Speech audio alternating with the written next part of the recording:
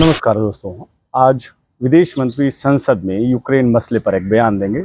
लेकिन दोस्तों, सबसे पहले यूक्रेन में मारे गए अपने देश के छात्र नवीन शेखरप्पा को श्रद्धांजलि और फिर एक सवाल, नवीन की मौत का कसूरवार कौन है? इस सवाल के तमाम पहलुओं की पड़ताल से पहले यूक्रेन में फंसे भारतीय छात्रों को लेकर सरकार की सोच पर जरा गौर फरमाइए। ಅಲ್ಲಿಂದ ಬಂದಂಥವ್ರು ಬೇರೆ ಬೇರೆ ದೇಶದಿಂದ ಬಂದಂಥವ್ರು ನಮ್ಮ ಕ್ವಾಲಿಫೈಯಿಂಗ್ ಎಕ್ಸಾಮಿನೇಷನ್ 90% ಪಾಸ್ ಆಗೋದಿಲ್ಲ.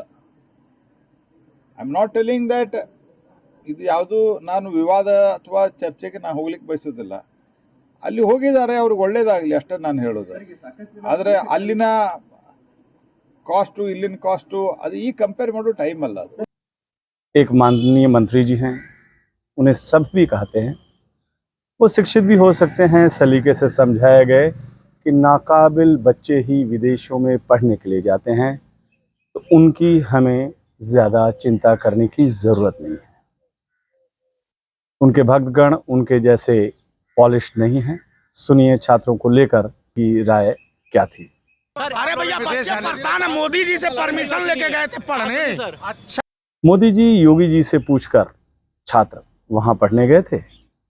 बेशर्मी भी इस बयान को सुनकर चुल्लू भर पानी में डूबकर मर जाती, लेकिन सरकार और उनके नुमाइंदों के क्या कहने। जिस वक्त यूक्रेन संकट शुरू हुआ, उस वक्त वहाँ करीब 20,000 भारतीय छात्र फंसे हुए थे। कायदे से सरकार को सबसे पहले वहाँ से उन्हें सुरक्षित निकालना चाहिए था, लेकिन पता है उस वक्त माननीय मोदी जी क्या कर रहे थे?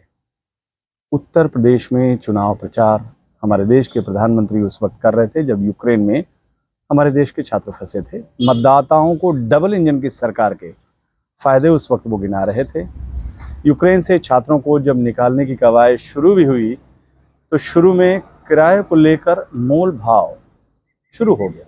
आपदा में अवसर तलाशते हुए ये सरकार छात्रों से कभी 2 गुना तो कभी 3 गुना किराया वसूलने की फिराक में थी। ठीक उसी तरह जिस तरह कोरोना संकट में सरकार ने रेलवे से कमाई की है। कोरोना संकट में किस तरह से सरकार ने कमाई की आपको याद है। यहाँ आपको याद दिला दूं कि 90 के दशक में जब खाड़ी संकट शुरू हुआ था, तब वहाँ 2 लाख से ज़्यादा भारतीय फंसे हुए थे। उस समय की सरकार बिना किसी शोरगुल के वहाँ से सभी भारतीयों को सुरक्षित निकाल लाई थी। लेकिन आज की सरकार खबर लिखे जाने तक बस माहौल बनाने में लगी है। युद्ध शुरू हुए काफ़ी समय बीत चुका है, लेकिन अभी तक हम अपने छात्रों को वहाँ से निकाल नहीं पाए हैं, पूरी तरह से नहीं निकाल पाए हैं।